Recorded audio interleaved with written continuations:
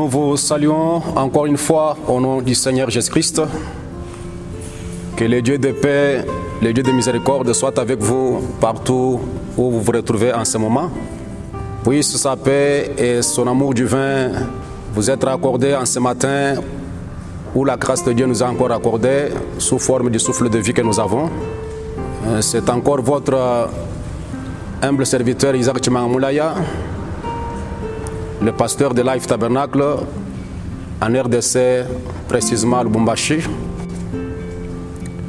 Je suis auxiliaire et répétiteur des saints prophètes William Branham, le prophète du XXe siècle. C'est encore un privilège et une grâce pour moi de vous avoir en ce moment comme auditoire visible et invisible, afin de pouvoir vous apporter la parole du Seigneur et avec un penchant sur les côtés prophétiques, car nous voyons que notre monde est menacé, est en danger. Et c'est pour cela que nous avons un peu résolu de pouvoir vous apporter une vision prophétique concernant les événements modernes qui sont rendus clairs par la prophétie. Que Dieu vous bénisse. Je vous demande votre attention alors que nous voulons passer à notre service. Je vous demanderai de pouvoir incliner la tête là où vous êtes et que nous puissions adresser un mot de prière à ce grand Dieu Tout-Puissant qui nous a dit dans ta parole que tout ce que vous demanderez en priant, ayez la foi que vous l'avez eu et vous le verrez s'accomplir. Tendre, glorieux, Dieu de la vie, l'auteur de la vie éternelle, dispensateur de tout don excellent, le Dieu des esprits des prophètes, le Tout-Puissant, créateur de la Genèse, le grand Elohim, le fort. Nous approchons encore devant de toi par ce moment, Seigneur, au travers de cette voix appelée la prière, pour te demander de bénir les instants et les partages de la parole et de pouvoir nous inspirer selon les Saintes Écritures, Seigneur, car nous croyons que sans toi nous ne pouvons rien faire, mais avec toi tout nous sera possible. Viens-nous au secours, aide aussi, Dieu bien-aimé, notre auditoire visible et invisible, alors que nous attendons à toi, au nom de Jésus-Christ. Amen. Je pense que la fois passée, on a parlé de Covid-19 comme étant un fléau qui a précédé la Troisième Guerre mondiale. Et aujourd'hui, nous voulons parler de l'enlèvement avant la Troisième Guerre mondiale. Comme d'habitude, nous sommes les croyants de la parole, nous sommes les croyants de la Bible, et nous croyons que la Bible, c'est un livre prophétique, comme je ne cesse de vous le répéter. Et dans cet exposé, nous sommes éclairés par le message du temps de la fin, qui est prêché par le prophète du XXe siècle, dont vous êtes déjà au courant, appelé William Marion Branham. Je vous demanderai que nous puissions aller dans les Saintes Écritures, étant donné que le moment est arrivé où nous devrions regarder les choses comme elles sont. Le moment est arrivé où nos consciences doivent être réveillées. Le moment est arrivé où nous devrions nous réveiller de notre sommeil spirituel. Le temps étant venu où nous devons faire l'inventaire de ce que nous sommes et là où nous devrions être. Par conséquent, je vous demanderai de pouvoir ouvrir votre Bible dans Apocalypse chapitre 9, verset 12. Et nous allons encore ajouter 1 Corinthiens chapitre 14, verset 8. Nous lisons dans le nom du Seigneur. Le premier malheur est passé, voici il vient encore deux malheurs après cela. 1 Corinthiens 14, verset 8. Si la trompette rend un son confus, qui se préparera au combat? Je vais ajouter dans la tradition français courant, il est dit que si le joueur de trompette ne fait pas retentir un appel clair, qui se préparera au combat? Et dans la tradition, la parole de vie, lui il dit, si la trompette n'émet que des sons confus et ne fait pas entendre un signal distinct, qui se préparera à la bataille. C'est avec cela que j'aimerais ajouter une pensée à ce que nous sommes en train de voir. Avant la Première Guerre mondiale, il y a eu des fléaux, il y a eu des maladies, entre autres la fièvre et la grippe, que vous connaissez si vous allez sur le net, ainsi de suite dans l'histoire, vous trouverez, on appelle ça la grippe espagnole. Ce qui a tué à peu près 50 millions de gens sur la planète. Ça, c'est dans l'histoire, et je pense que vous pouvez vous référer à l'histoire et vous allez trouver cela. Et notre prophète nous avait dit que c'était une maladie, un fléau qui avait éclaté avant la Première Guerre mondiale. Ça, c'est la vision du grand messager, le prophète de Dieu. Aujourd'hui, j'aimerais parler sur l'enlèvement avant la Troisième Guerre mondiale. Comme nous venons de le lire que les malheurs étaient passés, il y a eu des malheurs qui doivent encore suivre. Et nous avons déclaré au travers de la lumière de la parole que ces trois malheurs, ce sont les trois guerres mondiales. La Première Guerre mondiale est passée, la Deuxième Guerre mondiale même, et nous sommes maintenant de nous approcher de la Troisième Guerre mondiale. Et là, le messager nous a dit que c'est là que nous sommes en train de nous diriger et le monde s'est déjà préparé pour cela. Mais j'aimerais d'abord vous faire voir que Dieu n'est pas un père méchant, Dieu n'est pas un Dieu qui est là pour détruire des vies. Mais c'est l'homme qui l'a placé sur la terre, qui désobéit à ses voies. C'est l'homme qui pêche contre l'Éternel. Et Dieu, 3 fois saint, sa colère ne supporte pas cela et le péché ne sera jamais impuni. Cette Première Guerre mondiale qui a eu lieu, j'aimerais d'abord vous faire voir quelle était la cause de la Première Guerre mondiale. Le messager, prophète de Dieu, l'œil de Dieu, le représentant de Dieu, est en train de nous éclairer qu'est-ce qui a mené la Première Guerre mondiale ou l'engin causal. Dans son message intitulé « L'invention des États-Unis » prêché en 1954, au paragraphe 51, je lis en descendant. Après la Première Guerre mondiale, je vais vous montrer d'où cela est venu. À la Première Guerre mondiale, alors que la France là-bas s'était détournée de Dieu, dans ces années folles, les années 1890, et qu'elle s'est mise maintenant, je vais parler un peu de la moralité, alors restez tout assis bien tranquillement pendant quelques minutes. Regardez autrefois là-bas au commencement, en France, c'est là que la bassesse et la souillure ont commencé en premier. Si jamais il y a eu un repère de débauchés dans le monde, c'est bien Paris, en France. J'ai pratiquement fait le tour du monde et c'est le pire endroit que j'ai jamais vu. Et Londres, en Angleterre, ne fait pas tellement exception. Et les États-Unis suivent de près. C'est exactement. Voilà où ils en sont. Chaque fois que la moralité des femmes tombe, on brise la colonne vertébrale de la nation. Nous disons être nation religieuse, la nation chrétienne, eh bien, ces païens de l'Afrique pourraient nous apprendre la moralité, comment vivre. L'endroit le plus pourri des États-Unis, ou plutôt du monde pratiquement, c'est ce pays au point où il en est. Je suis américain, certainement, mais frère, je ne peux pas m'empêcher. Mais que ce soit devant Akab ou devant Josaphat, je dois dire ce que Dieu déclare est la vérité. Voilà ce que l'Église doit défendre aujourd'hui, s'il faut choisir entre la nation et Dieu. C'est Dieu, absolument.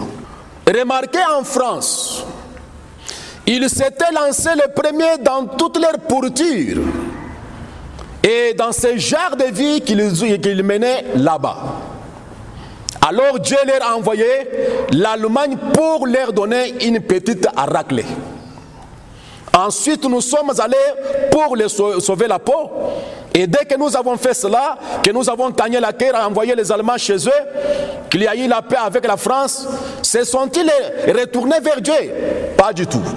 Les femmes, le vin, la débauche, le péché, la souillure jusqu'aux yeux. Voilà un peu ce qui a mené la Première Guerre mondiale. C'est quand la France, en Paris, il s'était déjà lancé dans le péché, dans la souillure et les choses dont les prophètes viennent de citer. C'est alors que Dieu a suscité l'Allemagne pour aller donner quand même une raclée à la France. C'est ce qui a produit la Première Guerre mondiale. Ensuite, le diable a installé son quartier général là-bas, à Paris. C'est précisément là qu'il a commencé à corrompre le monde à partir de Paris, en France. Et puis, si vous remarquez, il ne pouvait pas entrer ici en se servant du ministère, le diable, en Amérique. Il ne se s'est pas servi du ministère. Alors, ce qu'il a fait, c'est entrer ici à Hollywood. Il a installé son quartier général ici à Hollywood. Le même diable qui avait son trône, qui avait son siège général à Paris, a déplacé donc son siège, il a placé à Hollywood sous forme donc de la mondanité comme nous allons de parler. Le diable a atterri ici il y a quelques années, il y a 15 ou 20 ans avec sa grande armée. Il a débarqué à Hollywood, en Californie. Il a envahi les États-Unis avec ses puissances démoniaques. Toutes nos modes viennent de Paris et elles sont introduites à Hollywood en passant sur les écrans. Et ces petites filles, ces petits garçons et tout, ils vont là et regardent ces films là-bas. Voilà ce qui a mené la Première Guerre mondiale. Et ce pays, cette nation, là c'est l'Amérique, cette ville, cet endroit sont devenus tellement immoraux que c'est lamentable. Si seulement je pouvais exprimer juste en ce moment ce que je sais être l'absolue vérité ici même, ça ne pourrait même pas être présenté devant un auditoire mixte. Que Dieu puisse nous venir au secours. Voilà ce que la Première Guerre mondiale ou l'engin causal, c'était le péché de la France, la pourriture, la corruption. C'est ce qui a mené la colère de Dieu et les choses sont allées comme ça. Et le même diable a débarqué maintenant, il a placé son quartier général en France. Écoutez ce qu'il dit dans les messages, ayez foi en Dieu, prêchez, le dit, mai 1958. Par Cafset, le saint prophète parle. Bien que notre nation patauge constamment dans le péché, le Billy Graham, Oral Robert, Jacques Schiller et autres qui parcourent cette nation avec des réveils si remarquables, sans cesse, les péchés continuent à progresser. Vous ne pouvez pas leur en parler parce que le diable s'est emparé de la nation. Cela est devenu chez nous. Il y a quelques années, le diable avec ses démons vivait là en Paris. Ils ont eu la Première Guerre mondiale. Et l'Allemagne aurait englouti cette nation sous la terre. Mais nous sommes allés les aider. Et aussitôt que la guerre terminait, cela a repris une fois de plus avec le vin, les femmes et de bons moments. Ensuite, Satan a envoyé ses modèles ici. Il a déshabillé nos femmes et a porté la disgrâce à notre nation par les modèles et la mode. Il a donc simplement pris son armée et a atterri à Hollywood. Beaucoup d'entre vous ne permettez pas que leurs enfants allaient au cinéma pour avoir de telles histoires. Mais le diable est sirisé. Il a introduit la chose juste dans la télévision pour être sûr que vous avez cela. Donc le même diable qui avait son quartier général à Paris, il a débarqué cela vers Hollywood, aux États-Unis, précisément à Los Angeles, qu'on appelle la cité des anges. Mais quelle sorte des anges? C'est la cité des anges dessus, la cité des démons. Et c'est pour cela que nous avons parlé, si vous suivez, donc vous avez suivi la vidéo précédente. Nous avons maudit cette nation, nous avons maudit la terre avec la parole et nous avons déclaré que Los Angeles va être balayé, Los Angeles va sombrer dans la mer et les requins vont nager sur elle. C'est ce qui a mené la Première Guerre mondiale, c'était la souillure. Et aujourd'hui, le même diable a envahi Hollywood, a envahi les États-Unis et a répandu sa pollution, a répandu sa pourriture, le péché et la dégradation sur l'humanité tout entière. Et c'est à quoi nous nous attendons maintenant, c'est la troisième guerre. Nous avons pu déclarer avec la parole que cette troisième guerre, ça sera une explosion atomique à l'échelle mondiale. Nous avons déclaré que ce sera un anéantissement complet. Ce sera la troisième guerre. Et le monde se prépare pour cela. Pourquoi? Chaque fois que Dieu fraye une voie, chaque fois que Dieu fraye donc un moyen d'échappatoire, la grâce, il est toujours que les hommes ne suivent pas la voie de Dieu. Et ils rejettent les dons de miséricorde et ils reçoivent le jugement. Que Dieu puisse réveiller notre conscience en ce moment où nous sommes en train de voir les roues prophétiques en marche. Dans son message intitulé « Il y a eu ici plus que Solomon », prêché le 12 avril 1961, le saint prophète parle au paragraphe 58. J'aimerais vous faire remarquer que Dieu, dans toutes les générations, tout au long de la Bible, a toujours eu son temps où il a envoyé ses signes, ses prodiges, ses dons parmi les gens.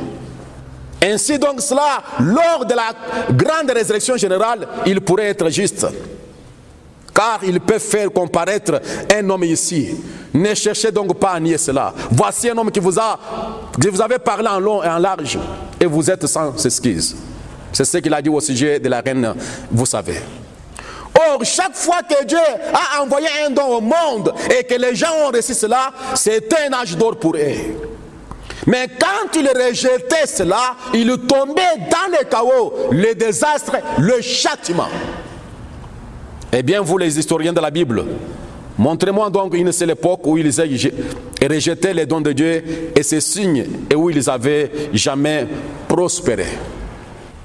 Une fois quand ils allaient à la bataille, il a parlé, Dieu leur a parlé disant, si vous voulez prospérer, ne faites pas de mal à mes prophètes. Est-ce que vous le croyez là où vous êtes? Amen. Croyez mes prophètes si vous voulez prospérer. Je parle de cette prospérité-là. Ce n'est pas la prospérité à la manière donc du monde. C'est la prospérité d'après Dieu. Ça, c'est le tactique de Dieu. Ça, c'est le principe de Dieu.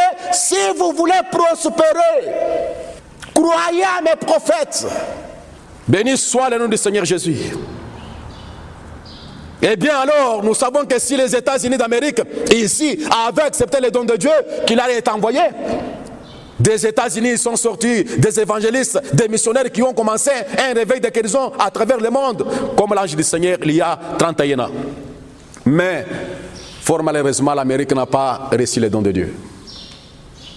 L'Amérique a rejeté les dons de Dieu.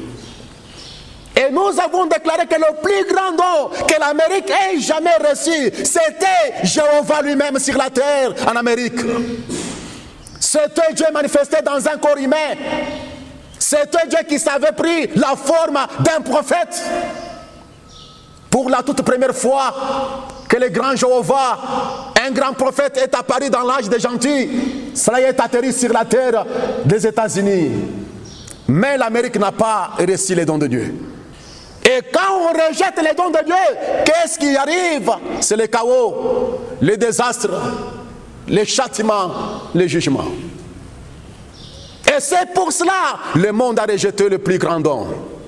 Elohim le fort, manifesté dans une chair humaine. Dieu sous une forme humaine appelée William Branham. C'est ce que le monde a rejeté aujourd'hui. Et l'Amérique est sans excuse. Pas seulement l'Amérique, ce prophète a fait cette fois le tour du monde, prêchant l'évangile, manifestant les signes messianiques. Et le monde entier est sans excuse. C'est pour cela que nous entrons maintenant dans la troisième guerre mondiale. Et avant la troisième guerre mondiale, un fléau a éclaté, le Covid-19. Comme ça a été la première fois, donc à la première guerre mondiale. Et réfléchissez ensemble avec moi, car le temps est parti plus que nous le pensions. Voilà ce qui va introduire la colère de Dieu, parce que Dieu en a marre. Le même Dieu qui avait détruit les gens au temps de Noé, le même Dieu qui a détruit Sodome et Gomorrhe, le même Dieu qui a balayé Capernaum, balayera aussi le monde aujourd'hui. Et si vous prenez dans votre Bible, comme je vous ai dit que la Bible c'est un livre prophétique, dans 1 Pierre chapitre 3 versets 5 à 7, écoutez ce que dit le Saint-Esprit.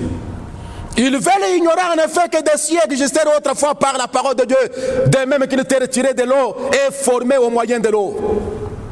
Et que par ces choses, le monde d'alors périt submergé par l'eau. C'est au temps de Noé, vous connaissez l'histoire.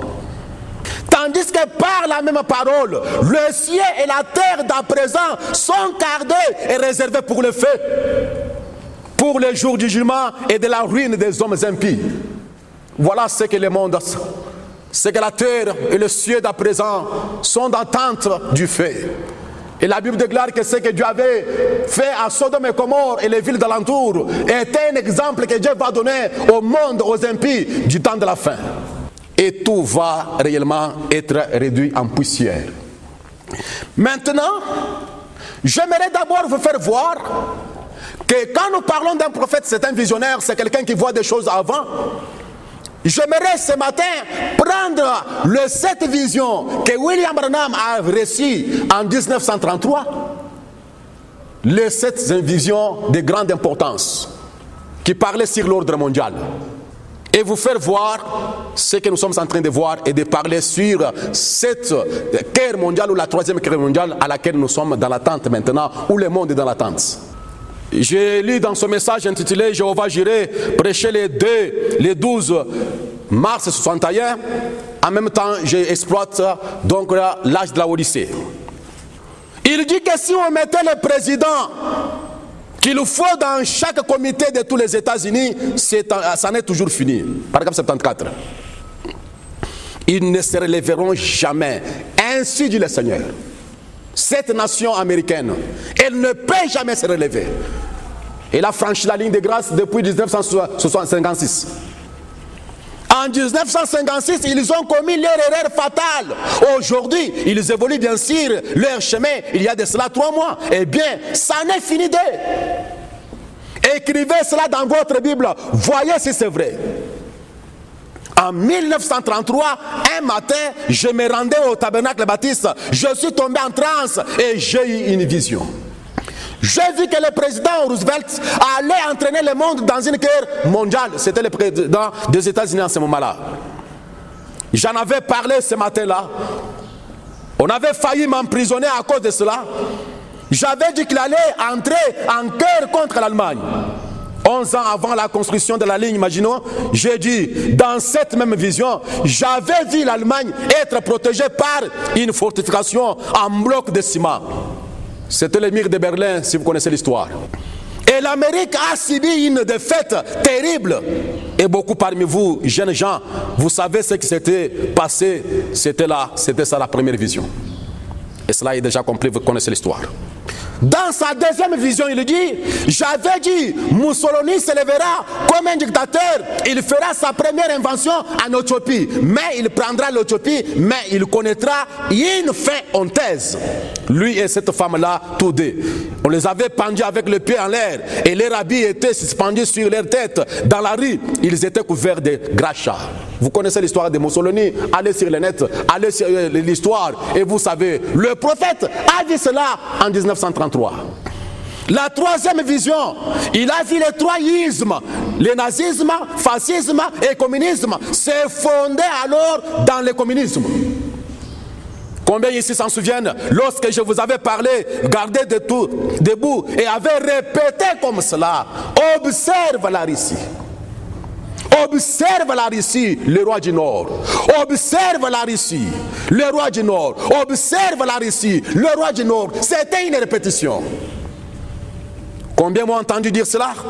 Les répéter les vétérans. Vous voyez ce qui était là au début de l'église. Je me suis tenu là et j'ai continué à répéter. Observez la Russie, le roi du Nord.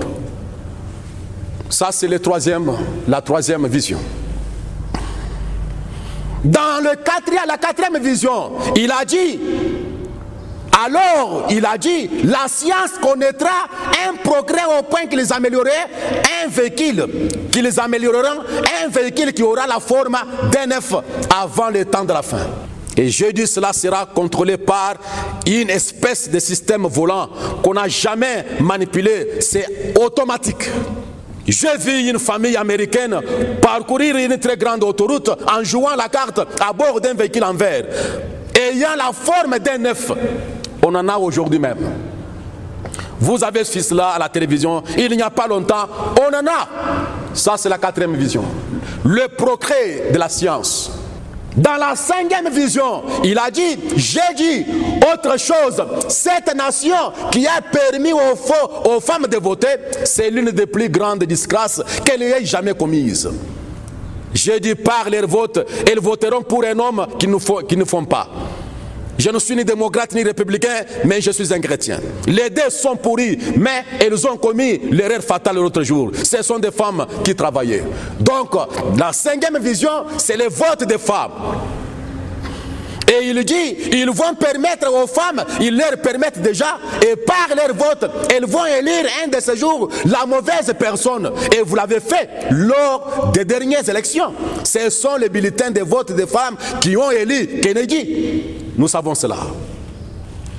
C'est la 5e vision. Et cela est déjà accompli, mes amis. Dans sa 6e vision qu'il a vue, j'ai vu une grande femme s'élever belle à voir, mais d'un cœur cruel et méchant, et ce sera une église, elle est en route maintenant. Voilà la 6e vision. Une femme puissante, une femme influente, elle sera présidente, ou alors cette femme représente l'église catholique, qui prendra un jour les choses en main et qui gouvernera ce pays. C'était la 6e vision.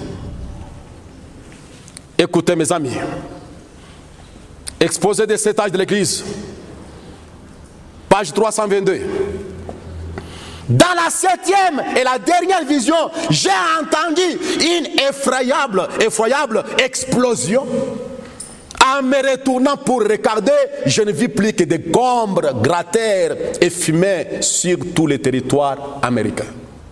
Ça, c'est la 7e vision. Il a entendu une effroyable explosion. Et cette explosion, nous avons déjà parlé la fois passée, ça sera une explosion atomique à l'échelle mondiale. 5 de ces visions se sont accomplies. 2 sont en route. Il y a 21 ans que cela avait été prédit. Si 5 d'entre elles se sont parfaitement accomplies, il en sera de même de ces 2 autres. Je les vois en route maintenant. Oh, répentez-vous et fuyez la colère à venir.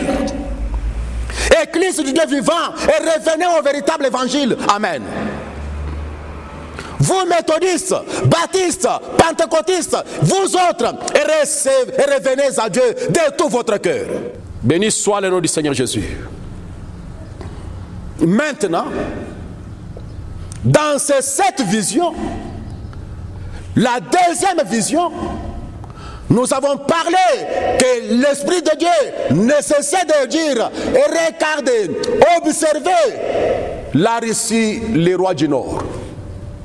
Maintenant, laissez-moi vous parler de la position de la Russie, scientifiquement parlant, en tant qu'une grande puissance. Les douleurs de l'enfantement, prêchant d'Isaïe 65, paragraphe 67 et 69. La Russie, comme je l'ai entendu aux informations l'autre jour, déclare qu'elle peut détruire cette nation. Nous avons parlé de cela.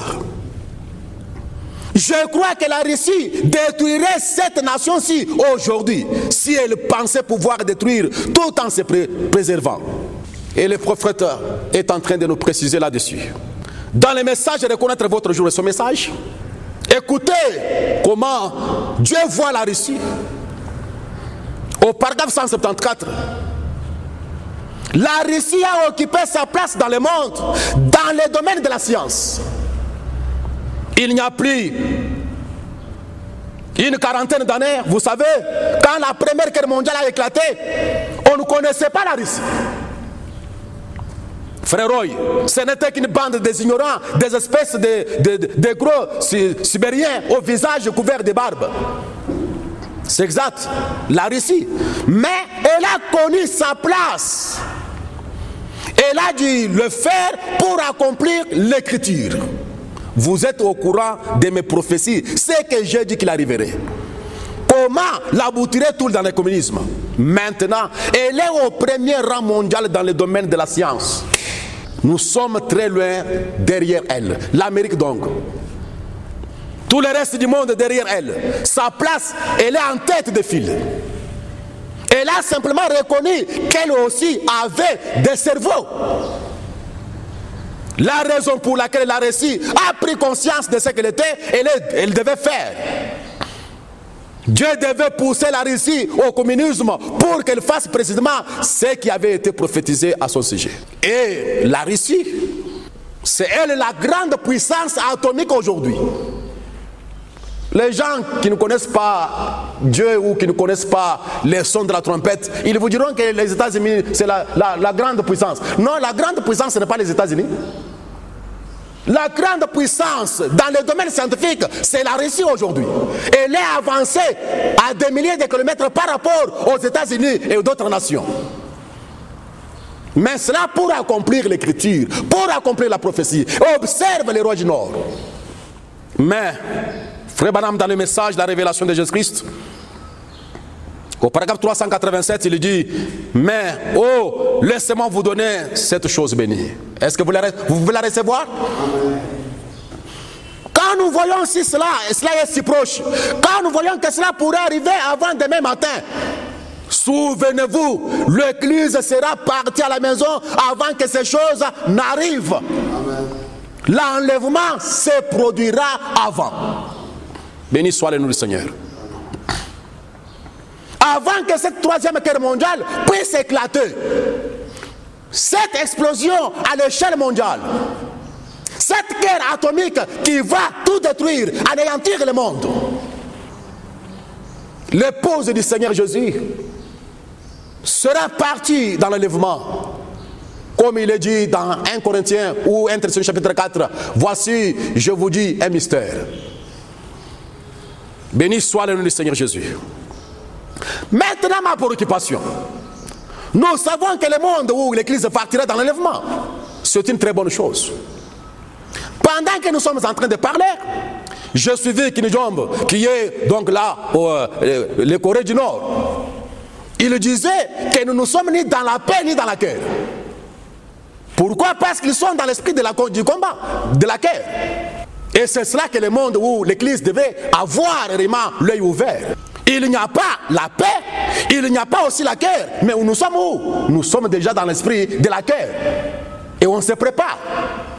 Se revêtir de toutes les armes de Dieu, prêché en 1962, le 7 juin 62, au paragraphe 15, Frère Branham dit, vous savez, je pense que c'était l'Engol qui avait une fois dit, préparez la guerre en temps de paix. Préparer la guerre en temps de paix, ça serait pour nous une bonne pensée sur laquelle méditer. Et nous voulons méditer en ce moment. Pendant que tout va bien, vous feriez bien de vous préparer, car Satan ne laissera pas cela aller bien pendant très longtemps. Dans n'importe quel jour, vous allez partir d'ici et vous allez affronter l'ennemi. Peut-être qu'il ne pourra même pas attendre que vous soyez sur le point de partir. Il peut vous attaquer à n'importe quand. Ainsi, il est méchant, impitoyable. Il fait cela n'importe quand. C'est donc mieux d'être tout prêt, tout le temps armé. Vous pouvez affronter dans la route, vous pouvez l'affronter dans la route, vous pouvez l'affronter dans votre voiture. Il est difficile de dire où vous allez l'affronter. Ou sinon, où il vous affrontera juste là, dans le siège, et moi, ici à la chair, n'importe où. L'ennemi Satan est révisé. Nous pouvons les rencontrer à n'importe quel moment. C'est pour cela, nous voulons méditer ce matin avec une pensée, on prépare la guerre avant, dans la paix. Qu'est-ce que nous voyons, mes amis? Nous regardons le monde et que nous voyons des grands signes des Écritures s'accomplir. Nous voyons le monde titubant avec un bandeau tout autour à cause des maux de tête. La tête est malade. Donc la terre est malade. Elle a des troubles de tête. Se demandant ce qui adviendrait par la suite. Des armes atomiques, performantes et des bombes atomiques. Et tout entre les mains des impies. Il suffit qu'une seule émission de cela pour que le monde vole en éclats. Quand on regarde dans la nature des gens, on voit que nous sommes dans l'esprit du dernier jour. Ils doivent être dans l'esprit du monde quand ils viennent avant qu'ils soient détruits. Ils doivent être dans l'esprit de la guerre avant de pouvoir faire la guerre. Oh Dieu, laisse-nous être dans l'esprit de Christ ce soir, afin que nous puissions avoir Christ. Laisse-nous être dans l'esprit de la repentance, l'esprit de foi. Donne-nous le Seigneur. Voilà, nous devons être dans l'esprit de la guerre, car le monde est dans l'esprit de la guerre. Dans les sons confis, le messager parle, prêchant en 1960. Aujourd'hui, nous vivons un jour de grande incertitude. Nous en sommes conscients.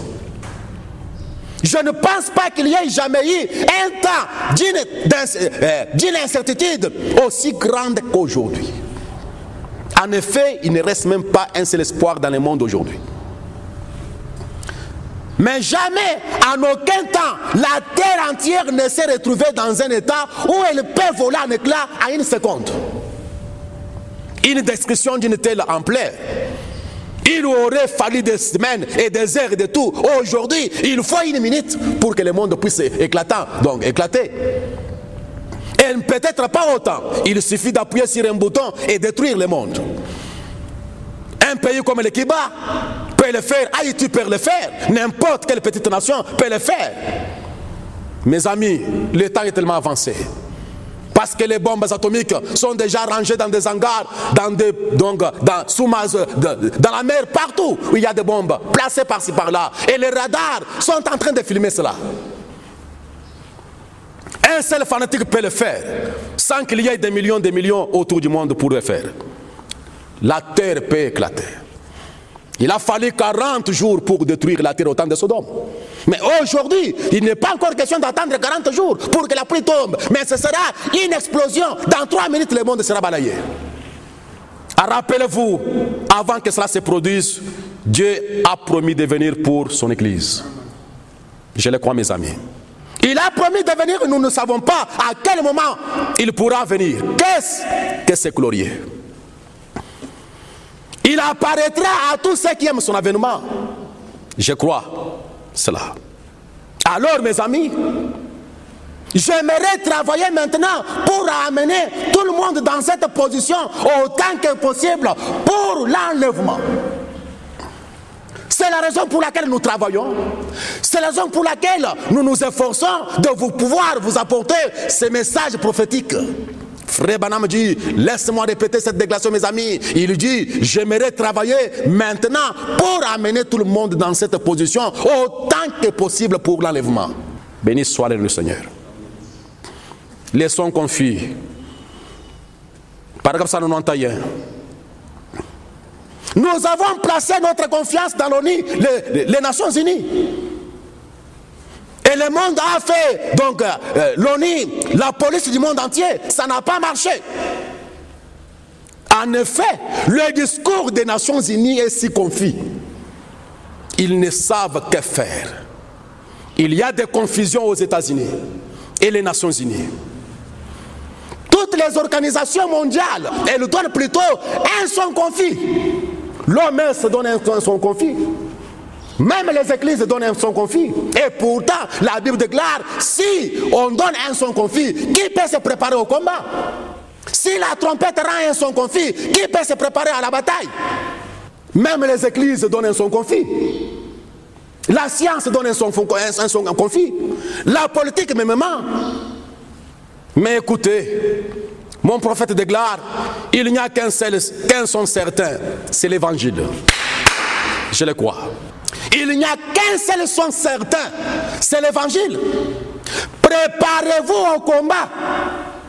Et Frère Branham pose la question, mon ami, là où vous êtes, et vous me suivez. Quel combat? Si la trompette rend un son confus, qui peut se préparer au combat? Et Frère Branham, le messager, l'Esprit de Dieu nous dit, préparez-vous au combat. Mais il pose la question, quel combat? La venue du Seigneur Jésus. Oui, oui. Préparez-vous maintenant au combat contre le mal, alors que le mal assaillit les gens de toutes parts. Et que tout cloche, que la vie du foyer cloche, que les Nations Unies tombent, que les nations se disloquent, que les bombes atomiques ici et là, que les foyers se brisent, que la maternité se dégrade, qu'il y ait l'immoralité parmi les gens. Qu'on ne se fait plus encore confiance. que toutes les dénominations se font des histoires. Ce sont tous dans leurs états. Que voulez-vous faire? Soyez certains, préparez-vous au combat. Il y a des choses qui se font à l'église qu'on ne pensait pas. Aujourd'hui, nous entendons parler des empoisonnements dans l'église. Il y a beaucoup d'histoires qui se font dans l'église. L'immoralité, les ismes, les gens ont cédé, se sont éloignés de la parole. Mais ils chantent pour Dieu. Ils l'adorent tout le temps. Mais ils s'éloignent de la parole. Mes amis, je vous déclare en ce moment le plus précieux, avant que la guerre, la troisième guerre mondiale éclate, préparez-vous au combat. Quel combat? La venue du Seigneur. Car nous devions savoir comment dire aux gens de se préparer pour ce grand événement à venir. Si la venue du Seigneur est importante, la chose la plus importante pour nous de faire, c'est d'amener les gens à se préparer pour cela. En effet, s'il ne vient que nous ne sommes pas préparés, alors nous serons exclus. Le problème est de se préparer. Si Jésus vient, si l'enlèvement vient et que nous ne sommes pas préparés, nous serons exclus. Et cette vidéo, ce message, cette intervention, c'est de pouvoir vous aider à vous préparer au combat. Qu'en est-il si les gens étaient mal préparés? Qu'arrive-t-il si les soldats allaient au champ de bataille et être entraînés au combat et ne pas être entraînés au combat? S'il y allait plutôt pour danser, qu'arrive-t-il s'il allait là pour avoir une espèce d'affaire? Il ne savait pas se servir de les fusils. Il serait utile à peu de choses. Je pense donc que les missionnaires, les moissonneurs plutôt, devraient être préparés à savoir comment former les gens pour la venue du Seigneur. Béni soit le Seigneur. J'ai envie de pouvoir claquer. Les moissonneurs doivent être préparés pour que les gens puissent prendre les armes de la parole. Et revêtez-vous de toutes les armes de Dieu. Préparez-vous au combat à la venue du Seigneur. Maintenant, vous me demandez la venue du Seigneur, c'est quoi? Je ne pense pas que c'est la venue du Seigneur comme vous le pensez là. Ou vous attendez qu'un jour Jésus va apparaître avec une robe blanche et descendre et tout le monde va regarder. Voilà Jésus qui est venu. Voilà Jésus qui est venu. Quand nous parlons de la venue du Seigneur, nous parlons de la disparition des saints au temps de la fin. C'est l'enlèvement. Bien des choses pouvaient être dites dans ce message, mais je me suis dit peut-être vous pouvez étudier cela. Vous savez, vous retrouvez, vous vous rendrez compte et comprenez entre les lignes l'ère dans laquelle nous vivons. Nous sommes juste à la fin du temps. Le compte à rebours, prêchant 62, paragraphe 3. Naturellement, tout le monde y pense, je suppose, depuis que Jésus avait promis de venir. Mais vous savez, de toute façon, il viendra un de ces jours, voyez-vous. Et ainsi, je ne vois rien qui ne soit encore accompli, sinon l'enlèvement de l'Église. La chose que l'Église attend, ce n'est pas que le ciel va s'ouvrir et que vous voyez un certain Jésus mythique, historique, apparaître dans la nuée, apparaître, je ne sais pas n'importe où vous allez monter et voir Jésus est venu. Non. C'est l'enlèvement dont je parle, mon ami. En tant que ministre de l'Évangile, et reconnaître votre jour de ce message, au paragraphe 66, je ne vois la moindre chose qui reste, sauf le départ de l'épouse. Maintenant, voilà la chose que je voudrais apporter en ce matin. Tout est prêt. Tout se prépare. Les bombes atomiques sont déjà rangées.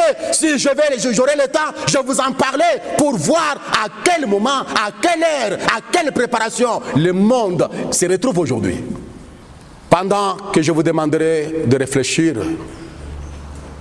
et de méditer, comme je termine par là aujourd'hui, William Branham, le prophète de Dieu, dans son message qui de prêcher le 14 octobre 1962, il dit, en train de prier au paragraphe 168, « Souviens-toi de moi, ô Seigneur. » J'aimerais que vous puissiez aussi vous approprier les paroles du prophète pendant que je lis cela.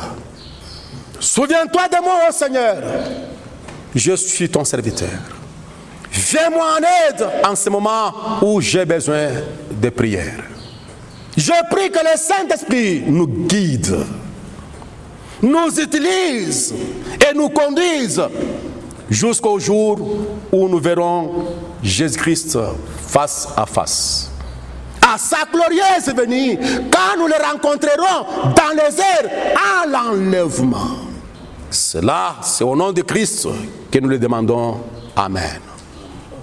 Ma prière en ce moment, que le Saint-Esprit, là où vous êtes, qu'il vous guide, qu'il vous utilise, qu'il vous conduise jusqu'au moment où nous verrons Jésus-Christ face à face. Quand nous allons le rencontrer dans les airs à l'enlèvement. Cet enlèvement qui aura lieu avant la Troisième Guerre mondiale. Et qui partira en enlèvement? Celui qui viendra prendre sera la parole. Et l'église qui va partir sera aussi la parole. Car ça sera la rencontre de la parole avec la parole. Où en êtes-vous, mon frère, ma soeur? Pendant que je vous demande d'incliner votre tête et réfléchissez sérieusement. Pendant que vous avez tant de projets pour faire ceci, cela, je n'en disconviens pas, je ne refuse pas cela. Continuez avec les projets, mais prêtez l'attention sur la parole prophétique. Pendant que vous vous imaginez que vous avez les projets, peut-être d'acheter une parcelle, peut-être de construire, de faire telle chose, de vous marier, de voyager, de faire ceci et de cela, je ne refuse pas cela, d'être un grand homme sur la terre, c'est bien, mais la fin est là, elle est très proche. Où est-ce que vous en êtes, mon frère, ma soeur? Incline ta tête pendant que j'essaye de pouvoir prier le Seigneur. Dieu notre Père, Roi des esprits, Dieu de toute la terre, avant le jugement, tu donnes l'avertissement. Et ce matin, nous venons de recevoir les instructions et l'avertissement du Seigneur. Nous t'en supplions, Maître des cieux de la terre, de réveiller notre conscience, notre âme, de nous laisser sortir de toutes les distractions du monde, alors que nous voyons le monde agité, secoué et en danger, alors que nous voyons les épidémies, Seigneur, balayer le monde entier. Tendre, glorieux, sauveur divin, prends ces quelques paroles, Seigneur, dirige-les, Seigneur, te plaît, gloire, dans une famille, dans une église, dans un peuple, dans un individu, et que cela puisse produire au centuple, que cela puisse produire des belles gerbes, Seigneur. Nous nous abandonnons à toi, comme nous voyons que le temps est déjà parti, Seigneur, et que tout se fomente, Seigneur, notre Père de gloire, pour la Troisième Guerre mondiale. L'Église est censée se préparer pour les combats, et que le genre de combat, la venue du Seigneur Jésus, l'enlèvement, un de ces 4 matins, Seigneur. Si nous ne sommes pas là où nous devrions être, Seigneur, si nous ne remplissons pas les conditions requises pour l'enlèvement, Seigneur, en ce moment, nous te supplions, Seigneur, de nous aider afin que nous puissions arriver, Seigneur, au niveau où tu veux voir l'Église. Accorde-nous cette grâce. Je m'abandonne moi-même entre tes saintes mains, Seigneur, comme ton serviteur. Mon cœur tremble quand je médite ta parole. Mon cœur tremble quand je vois les côtés prophétiques de la chose. Mais je te supplie, Seigneur, de gloire, de pouvoir me venir au secours, Seigneur. Nous voulons participer à cet enlèvement. Nous voulons te rencontrer dans les airs de ce 4 matin. Oubliez le monde des chaos, oubliez le monde des soucis, le monde des péchés et le monde de tous les mal, Seigneur. Bénis cette parole et cette intervention dans laquelle de ton peuple, au nom de notre Seigneur et Sauveur Jésus-Christ. Amen. Que le Seigneur Dieu bénisse. Amen. Prochainement, si le Seigneur voulant, si l'enlèvement ne s'opère pas, on va encore vous parler de la part du Seigneur. Sinon, nous nous attendons par ou au départ, d'un moment à l'autre, d'une minute à l'autre, d'une heure à l'autre, d'une semaine à l'autre, l'Église est dans l'attente où il sera dit, monte ici. Que le Seigneur Dieu vous bénisse, que la paix de Dieu soit avec vous.